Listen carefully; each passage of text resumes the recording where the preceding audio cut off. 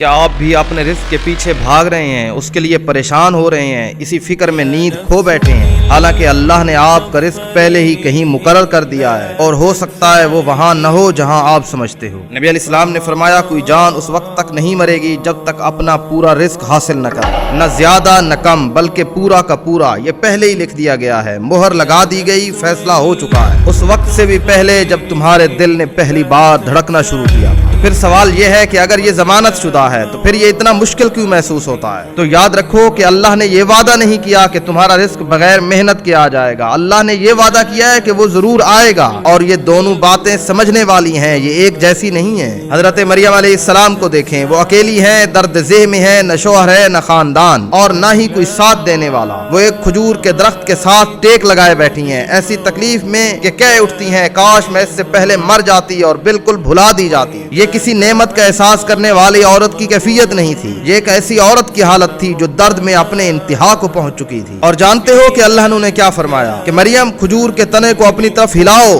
وہ تم پر تازہ اور پکی کھجوریں گرا دے گا۔ ذرا رک کر اس پر غور کرو کہ اللہ خود بھی کھجوریں گرا سکتا تھا، وہی ہے جس نے درخت پیدا کیا، وہی ہے جس نے اس پر پھل لگایا، لیکن اس نے کیا فرمایا؟ اس اللہ نے کہا کہ اسے ہلاؤ۔ وہ درد ذہ میں تھی، کمزور تھی، تھکی ہوئی تھی، اکیلی تھی، اور پھر بھی اللہ نے انہیں درخت ہلانے کا حکم دیا۔ اس لیے نہیں کہ اللہ کو ان کی محنت کی ضرورت تھی، بلکہ اس لیے کہ محنت اس عمل کا حصہ تھی۔ تمہارا رزق کسی بند دروازے کے پیچھے قید نہیں ہے، وہ ایک ایسے دروازے کے پیچھے ہے جسے تم نے ابھی تک دھکا نہیں دیا، جس کے بارے میں تم نے ابھی تک محنت نہیں کی۔ مسئلہ یہ نہیں کہ تم محنت کر رہے ہو، مسئلہ یہ ہے کہ تم ایسے محنت کر رہے ہو جیسے سب کچھ تم پر منحصر ہے، اور ایسے فکر کر رہے ہو جیسے یہ اللہ پر منحصر ہی نہ ہو۔ کیا تم نے نہیں سنا کہ اپنی اونٹنی کو باندھو پھر اللہ پر بھروسہ کرو؟ اس کے الٹ نہیں۔ تو یاد رکھو کہ تمہارا رزق پہلے لکھا جا چکا ہے، نوکری، مال، شریک حیات، مواقع، ان میں سے کوئی چیز تمہیں نہیں چھوڑے گی، اور جو کسی اور کے لیے مقدر ہے وہ تم تک نہیں پہنچے گی۔ تو محنت کرو،